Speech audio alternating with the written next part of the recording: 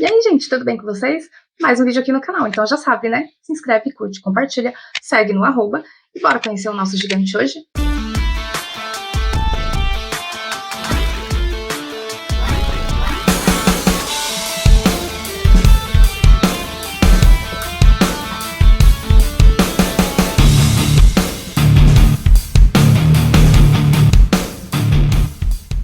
Começando o nosso vídeo de hoje sobre o nosso querido Brasil, como a gente aprende na escola desde pequenininho, tudo começou, claro, em 1500. Então, em 22 de abril de 1500, Pedro Álvares Cabral chegou aqui nas nossas praias brasileiras.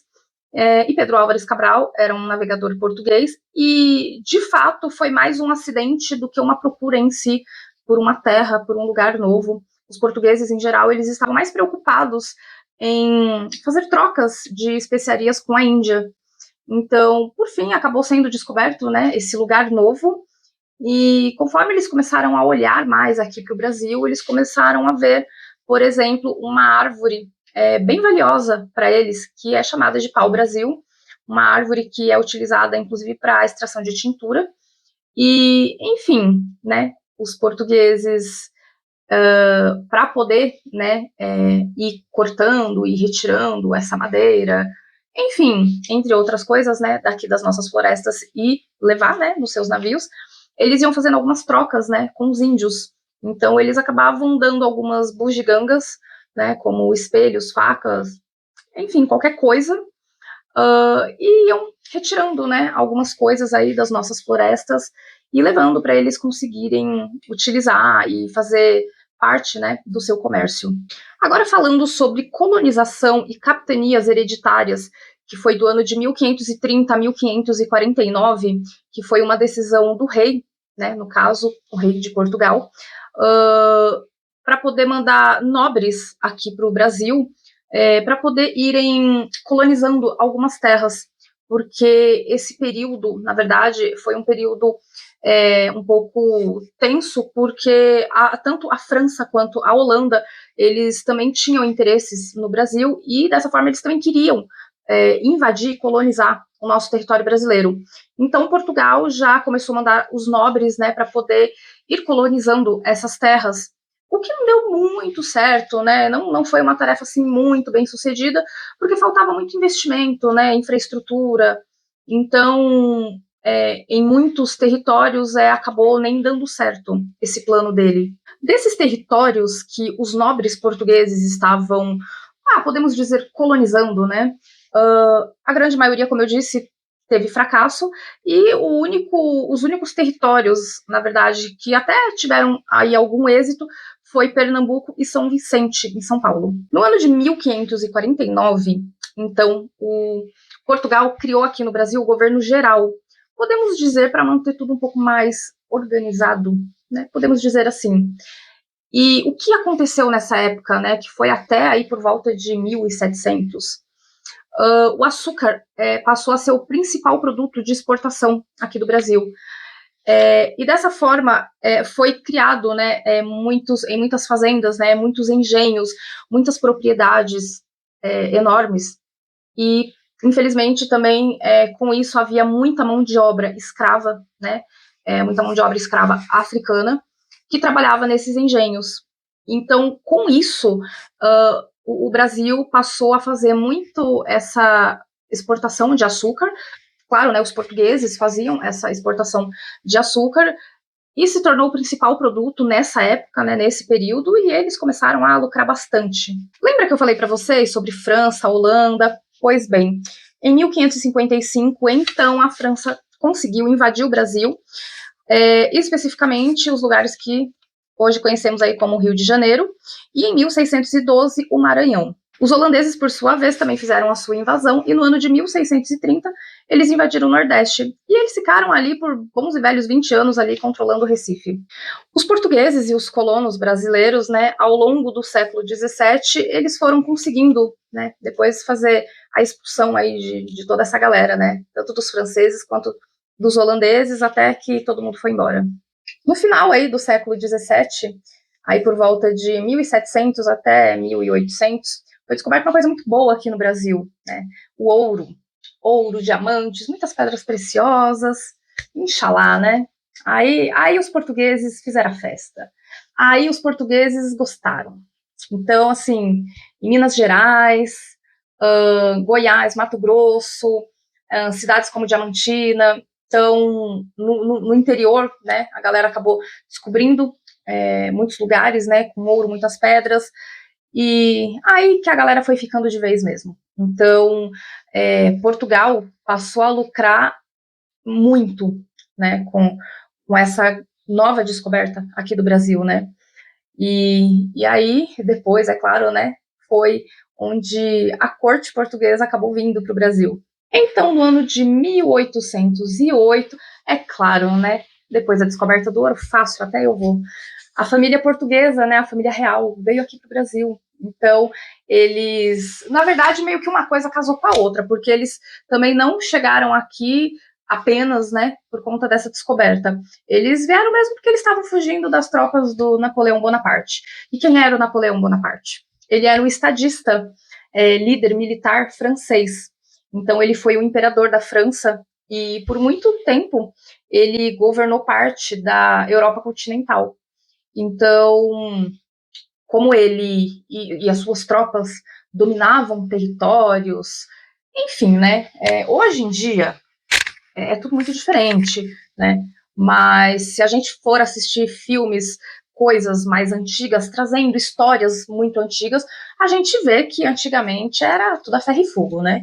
Então, se você queria um território, você ia lá, você invadia, você matava, expulsava, enfim, você fazia tudo. Hoje em dia se usa um pouco mais de política, enfim, mas naquela época era mais dessa forma mesmo, né? Então a família real, para não sofrer nada aí, né, vindo do Napoleão, eles acabaram vindo para o Brasil, né, de vez. Aí, né, realmente casou aí com a descoberta do ouro, coisa boa.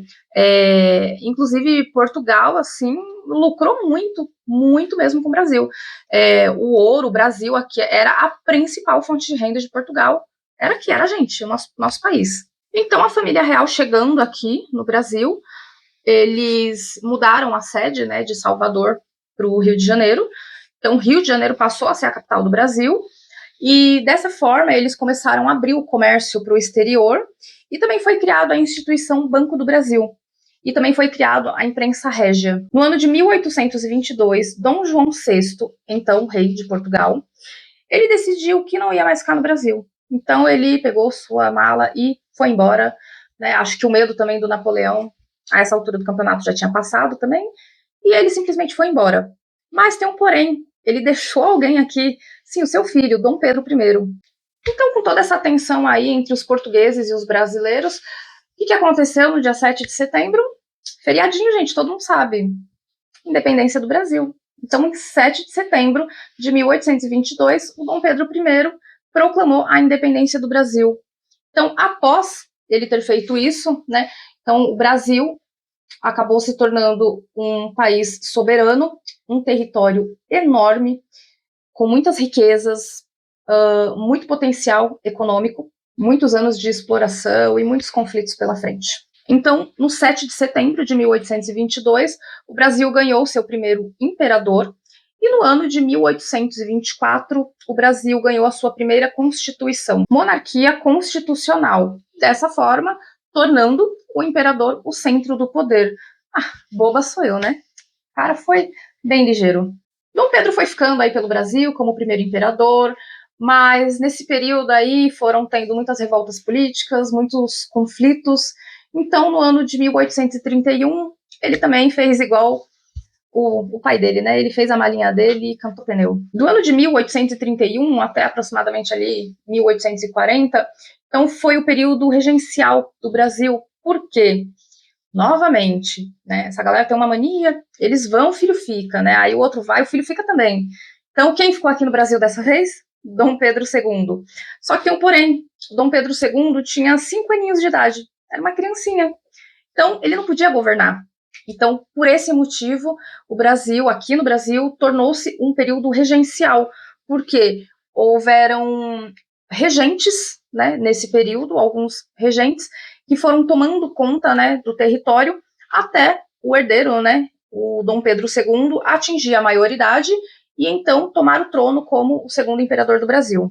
Esse período, né, regencial aqui no Brasil, ele foi um período bem conturbado. Por quê?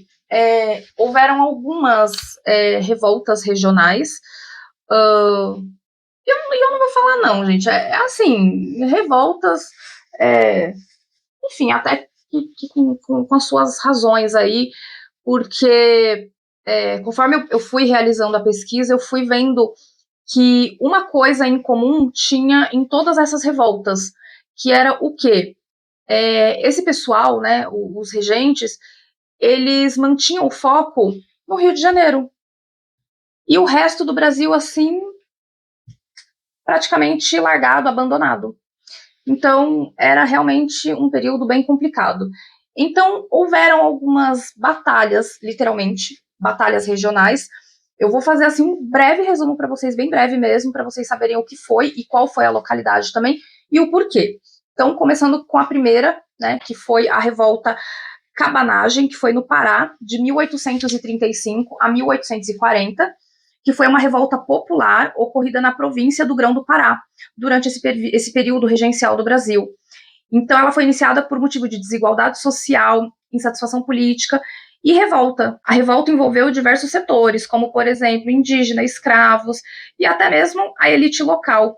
Então, todo mundo estava descontente com o governo central e os privilégios de comerciantes portugueses. Então, essa revolta foi a mais sangrenta do Brasil, cerca de 30 mil mortes. A próxima revolta que teve foi a revolta Farroupilha, no Rio Grande do Sul, de 1835 a 1845. Foi uma revolta separatista que durou 10 anos, liderada pela elite central do governo regencial. O motivo foi a alta taxação sobre o charque gaúcho, que é a carne seca, que tornava menos competitivo em relação ao charque estrangeiro, e também a falta de autonomia provincial e o descontentamento com a centralização do poder. A próxima revolta foi Balaiada, que foi de Maranhão e Piauí, 1838 a 1841, que foi uma revolta popular durante um período regencial, que foi uma combinação de conflitos políticos entre grupos, né, que foram liderados por conservadores e uma insurreição de massas populares. Então, vaqueiro, artesão, escravos camponeses, todos contra a miséria, a crise econômica e violência policial. E a próxima revolta é a Sabinada, em Bahia, que foi de 1837 a 1838, revolta liderada pelo médico e jornalista Francisco Sabino, com o objetivo de criar uma república baiana provisória até que Dom Pedro II atingisse a maioridade. Essa revolta causada foi por insatisfação do governo centralizado lá no Rio de Janeiro. Então, exclusão política, crise na economia açucareira e presença de muitos portugueses em cargos importantes na província e no comércio. E como vocês viram, né, no Brasil houveram todas essas batalhas regionais, né, por conta desses problemas e por conta desse controle, esse poder ali no Rio de Janeiro. E, enfim, o restante parece que era meio abandonado, né. E aí, então, aquela coisa, né, as coisas aqui no Brasil tava tudo tão tenso, que no ano de 1840 houve aí um chamado golpe da maioridade, que foi quando o Dom Pedro II ele foi considerado maior de idade, mas ele tinha aí seus 14 anos. Para vocês verem, o negócio estava tão tenso, estava tão caótico aqui no Brasil, que eles pegaram um menino de 14 anos e falaram: olha, não vai ter jeito não, assume lá teu posto, e o menino teve que ir, né? Então, em 1840, surge aí um novo imperador do Brasil, Dom Pedro II. O auge do seu império de 1840 a 1889. O reinado de Dom Pedro II marcou uma fase de crescimento, estabilidade e prestígio internacional. Então, como avanços, né, o Brasil teve desenvolvimento na educação, ciência, infraestrutura de ferrovias, telégrafo, iluminação pública. Café tornou-se o principal produto de exportação. O país viveu um período de paz e prosperidade, com a economia girando em torno das fazendas de café do Sudeste. E aí, alguns conflitos também fizeram parte disso, né? Como, por exemplo, o Brasil participou da Guerra do Paraguai de 64 a 70, vencendo, mas com alguns custos humanos e financeiros. E depois disso também teve aí o movimento abolicionista, né? Que foi a Lei Áurea, assinada então em 1888 pela sua filha, Princesa Isabel, que aboliu a escravidão. Mas, né, a monarquia acabou perdendo o apoio dos fazendeiros e dos militares, né? Então, em 1888, quando a princesa foi lá e assinou, a monarquia acabou perdendo todo esse apoio que eles tinham. Em 1889, então, após essa queda, né, no poder aí da monarquia portuguesa, então houve um golpe militar. Sim, aquele que conhecemos, que já ouvimos falar muito, não foi o único, teve esse primeiro. Foi o golpe militar feito pelo Marechal Deodoro da Fonseca. Então, a partir desse momento, ele conseguiu, de fato, tirar de cena a monarquia, o império aqui no Brasil e transformar numa república. 1889 até 1930, então temos aí a chamada República Velha. Então, tudo se inicia aí com o café com leite, que é chamado, né, que é São Paulo, o café, e Minas Gerais, o leite, né, que eram os principais. Então, tudo se iniciou aí, né, a partir do Marechal, na República Café com Leite. Nessa época, o país tinha voto aberto. Só votava quem era homem e tinha renda. O governo favorecia as oligarquias rurais, enquanto o povo tinha pouca participação política. O café dominava a exportação e começou a industrialização leve, principalmente em São Paulo e Rio de Janeiro. Grandes fluxos de imigração europeia, italianos, alemães, japoneses, ajudaram a formar a classe trabalhadora urbana. Então, crises políticas e a insatisfação popular culminaram na Revolução de 1930, liderada por Getúlio Vargas, que assumiu posteriormente o poder. A partir desse período, como vocês viram, os imigrantes começaram a chegar aqui no Brasil. Inclusive, eu tenho um vídeo sobre isso, que é a Hospedaria dos Imigrantes, que eu vou deixar na descrição para vocês. É mais um videozinho de terror, mas ele consegue explicar bem, porque o que acontece? Princesa Isabel fez o quê? Assinou a Lei Áurea. Então, ela libertou os escravos. Quem que trabalhava nas fazendas de café, né, para fazer toda essa exportação, todo esse trabalho? Eram os escravos. Então, a partir do momento que a princesa libertou esses escravos, não tinha outras pessoas para trabalhar ali. Então, o Brasil foi aberto para os imigrantes. Os imigrantes começaram a vir, que, querendo ou não, era uma mão de obra mais barata. Muitos estavam fugindo, muitos estavam com problemas em seus países. Então, muitos refugiados, eles começaram a chegar aqui no Brasil para poder trabalhar. Eu conto sobre isso lá no outro vídeo. De 1930 a 1945, teve aqui no Brasil o que nós chamamos de a Era Varga.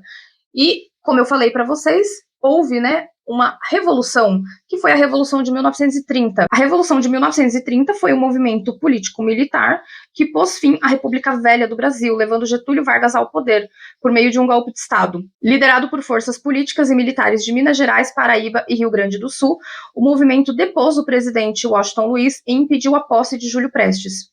O evento marca o início da Era Vargas. Getúlio Vargas governou o Brasil por 15 anos, modernizando o Estado e a economia. Então, principais feitos, né, desse período foi, por exemplo, criação das leis trabalhistas, que é o que nós conhecemos como CLT, como salário mínimo e direito dos trabalhadores, e o fortalecimento do governo central. Com o início da Era Vargas, ocorreram mudanças significativas na estrutura do Estado, como a criação de novos ministérios, como, por exemplo, do Trabalho, e a posterior promulgação da Constituição de 1934. Então, o que tem dentro dessa Constituição de 1934? Ela instituiu o voto secreto e obrigatório para maiores de 18 anos, concedeu o direito de voto às mulheres, que anteriormente era restrito aos homens, criou a justiça eleitoral para organizar e fiscalizar as eleições, estabeleceu o salário mínimo, limitou a jornada de trabalho diária em 8 horas, proibiu a diferença de salário por motivos de idade, sexo, nacionalidade ou estado civil, proibiu o trabalho de menores de 14 anos e o trabalho noturno para menores de 16, previu a licença maternidade, aumentou o poder do governo federal, criou a Justiça do Trabalho, introduziu mecanismos de defesa dos direitos individuais, como o mandado de segurança e a ação popular. Em 1937, Vargas deu um golpe e instaurou um Estado Novo, uma ditadura que durou até 1945. Com o fim da Segunda Guerra Mundial, a pressão por democracia, Vargas foi deposto. Então, nos anos de 1945 a 1964, houve a República Democrática no Brasil. Então, durante esse período, né, foi um período de muita liberdade política e crescimento econômico, mas também de instabilidade. Getúlio Vargas voltou, né, eleito presidente, né, novamente, de 1951 até 1954, mas ele acabou se suicidando em uma crise política. Então, Juscelino Kubitschek, de 1956 a 1961, modernizou o país com o lema 50 anos em 5 e construiu Brasília, que foi inaugurada em 1960. Então, nesse período, o Brasil viveu um rápido crescimento industrial e urbano, mas a desigualdade e a disputa política se intensificaram. Agora, chegando aí no ano de 1964, né, de 1964 até 1985, houve a ditadura militar. Então, durante esse período aqui, né, os militares tomaram o poder alegando combater o comunismo. Foi um regime de 21 anos e o país viveu sob um regime autoritário.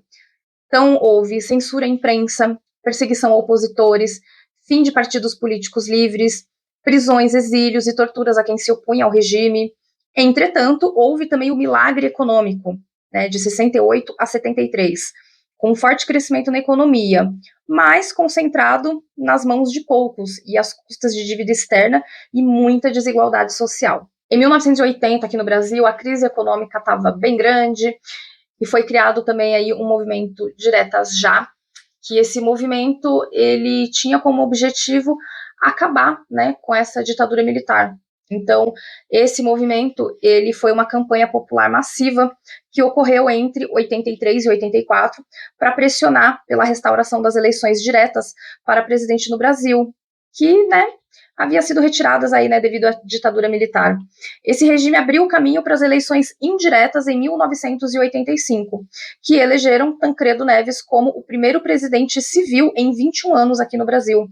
Essas eleições diretas, né, para presidente, elas só foram efetivamente restabelecidas mesmo com a Constituição de 1988, sendo a eleição de Fernando Collor em 1989 a primeira desde 1960.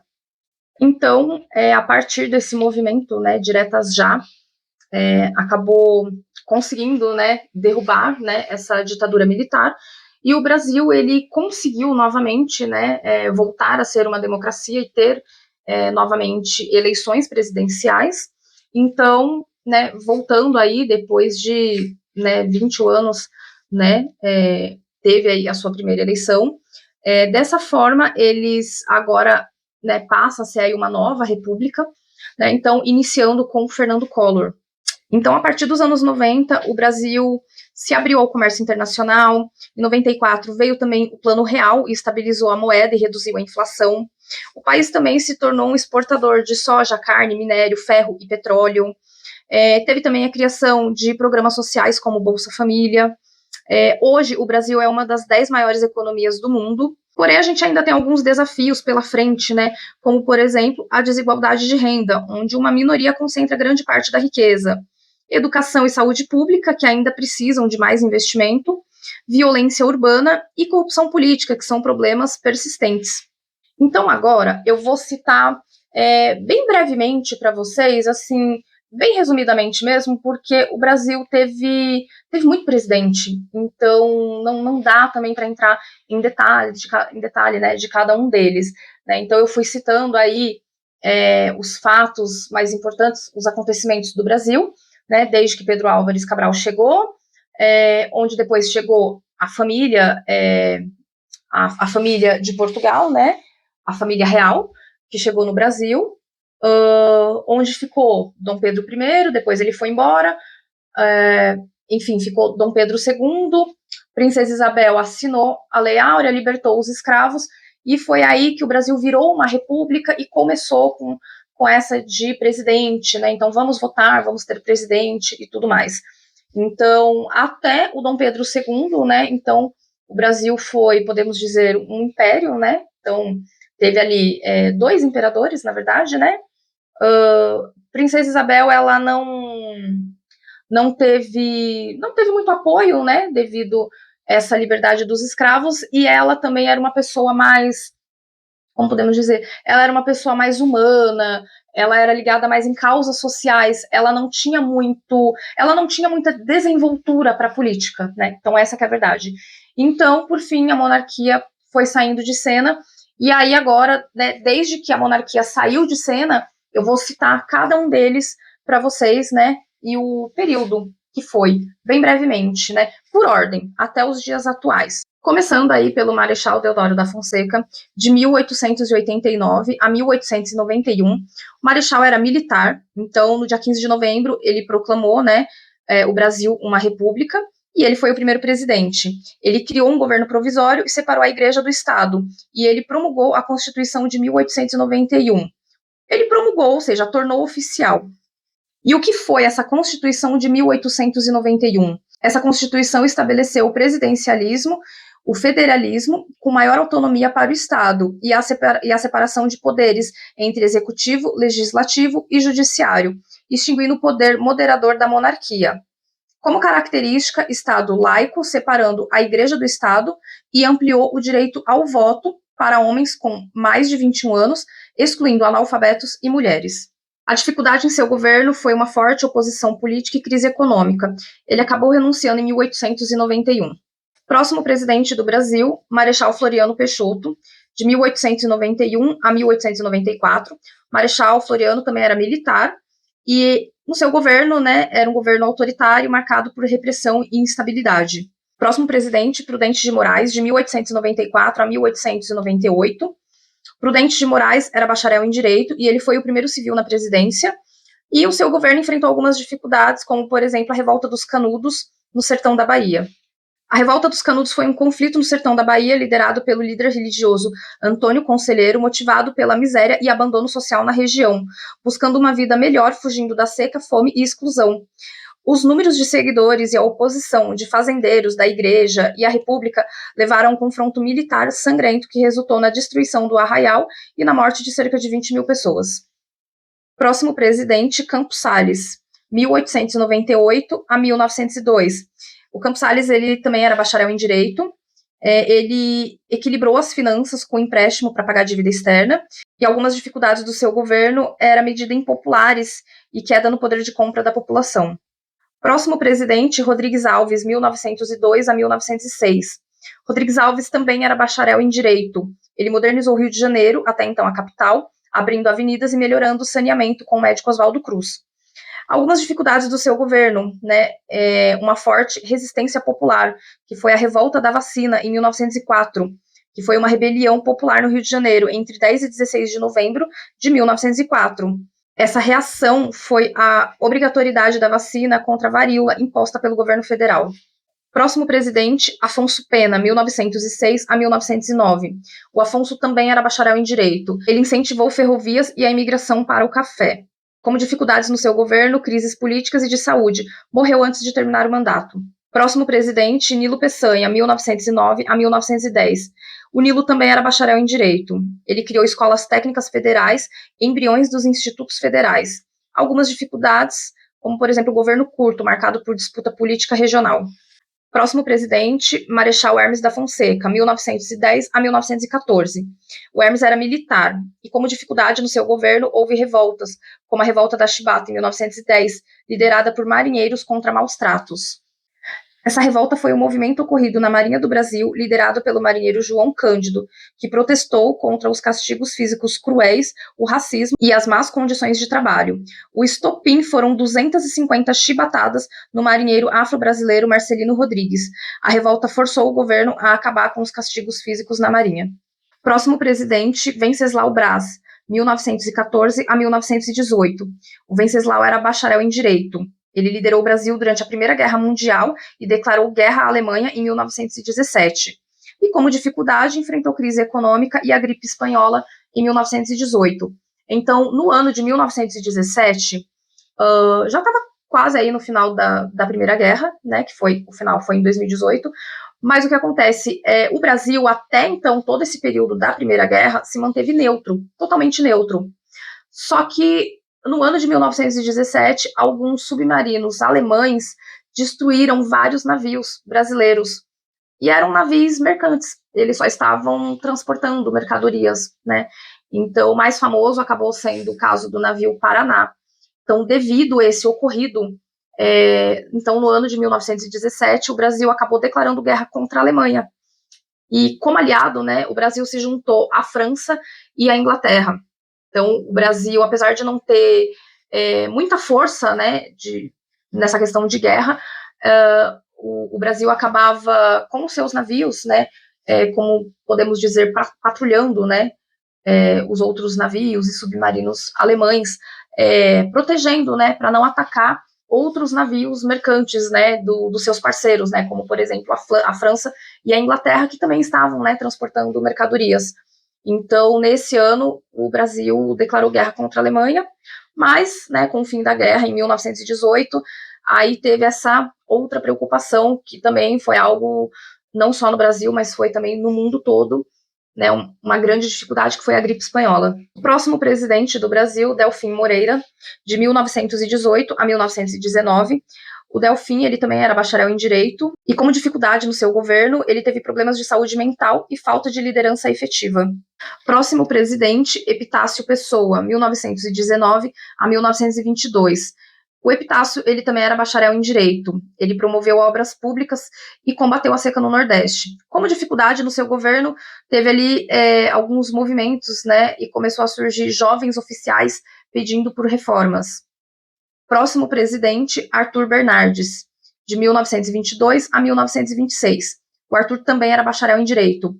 E como dificuldade no seu governo, houve crises militares e estado de sítio quase permanente. O estado de sítio, para quem não sabe, é quando o líder do estado, né, ele toma o poder para si só. Então, apenas ele passa a ter poderes plenos sobre todo o estado, mas essa é uma tarefa que ela deve ser permanente em casos muito extremos, como, por exemplo, de uma grande crise econômica, né? Então, ele pode governar o país sobre estado de sítio, porém, deve ser algo temporário, né? Não permanente, né? Quase que permanente, né? Como foi no caso dele.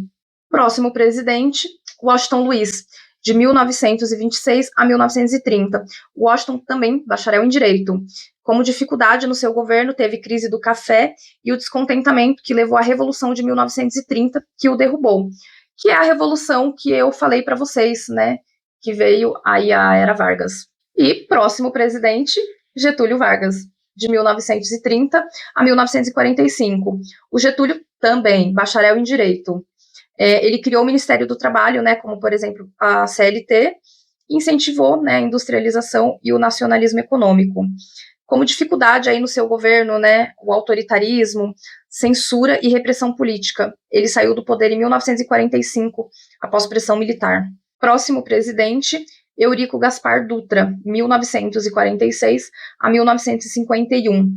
Então, o Eurico era militar, então ele teve aí uma nova Constituição de 1946 e abertura ao capitalismo. E algumas dificuldades aí no seu governo, né, como, por exemplo, crise econômica e censura a Partido Comunista. A Constituição de 1946 restaurou o Estado democrático, restabeleceu a separação dos poderes, garantiu direitos individuais e políticos. Instituiu também o voto secreto, universidade e direito para homens e mulheres acima de 18 anos, com exceções. Próximo presidente, Getúlio Vargas novamente foi reeleito, 1951 a 1954. Então, ele, nesse momento, né, teve aí o nacionalismo econômico e ele criou a Petrobras. E aí, como dificuldade, né, forte oposição da elite da imprensa. Então, Getúlio ele acabou se suicidando em 1954. Próximo presidente, Café Filho, 1954 a 1955. Ele era jornalista. Algumas dificuldades no seu governo, instabilidade política, acabou afastado. Próximo presidente, Carlos Luz, 1955. Ele presidiu só por 3 dias. Ele acabou sofrendo um golpe de Estado e foi deposto. O Carlos Luz, ele tinha estudado Direito, mas era um curso incompleto. Próximo presidente, Nereu Ramos, 1955 a 1956. O Nereu era bacharel em Direito. E como dificuldades, era um governo transitório e de crise. Próximo presidente, Juscelino Kubitschek, 1956 a 1961. Juscelino era médico cirurgião. Ele construiu Brasília, que foi inaugurada em 1960. E as dificuldades do seu governo foi a dívida externa e a inflação, que cresceram muito. Próximo presidente, Jânio Quadros, 1961. O Jânio era bacharel em Direito.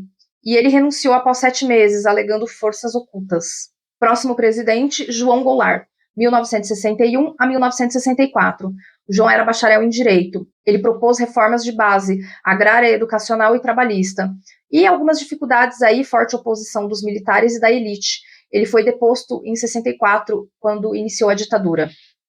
Próximo presidente, então aí a era ditadura militar, de 1964 a 1985.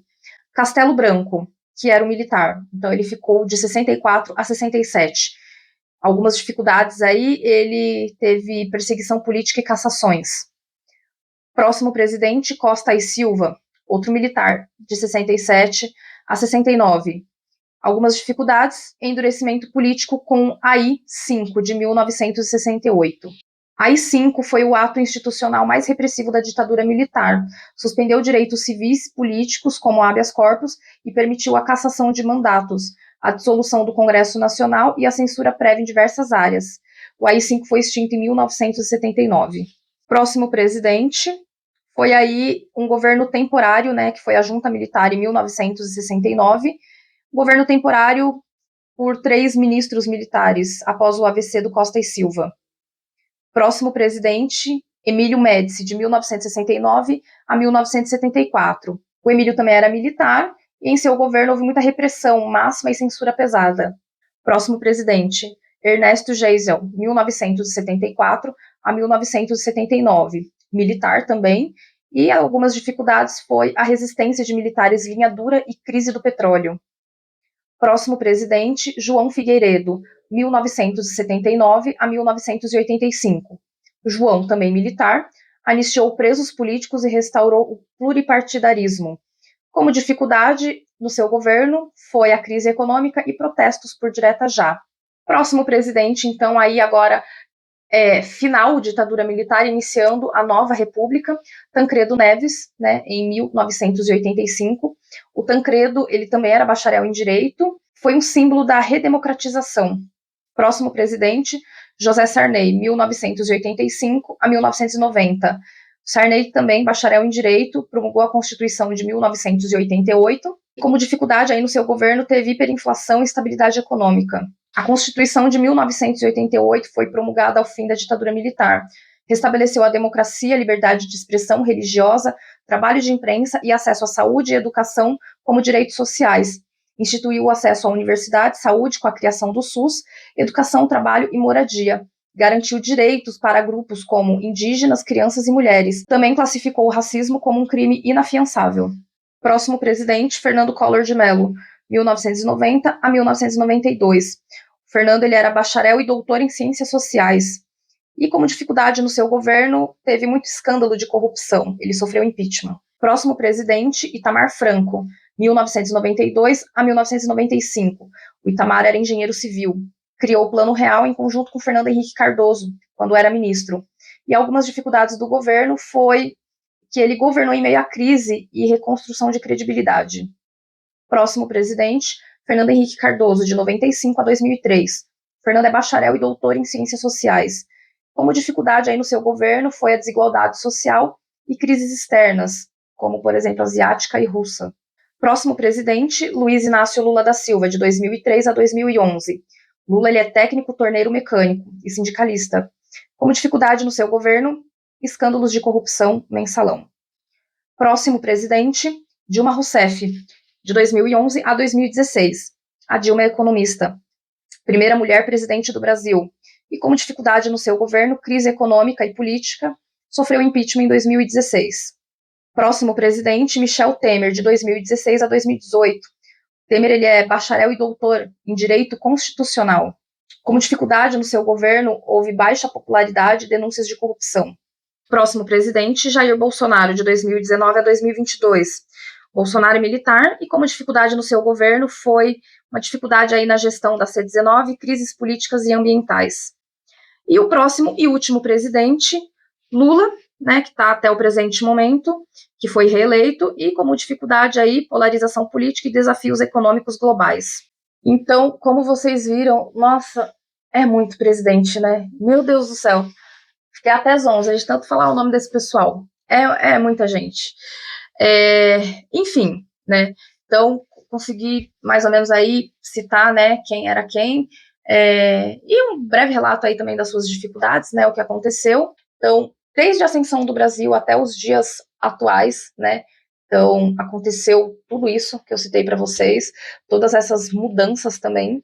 E deixa aí nos comentários se você já sabia de tudo isso, se você já tinha essas informações, se você sabia que o Brasil já teve tanto presidente assim, e olha que o Brasil nem tem tanto tempo assim, né? Tem muitos países aí fora que são muito mais antigos do que o Brasil, né? Então, deixa aí nos comentários. Já aproveitando, não esquece, se inscreve, curte, compartilha, segue também no @, não esquece. Esse foi o vídeo de hoje, eu espero que vocês tenham gostado, e até o próximo vídeo. I don't ever slow up, no I don't take sh*t. I got no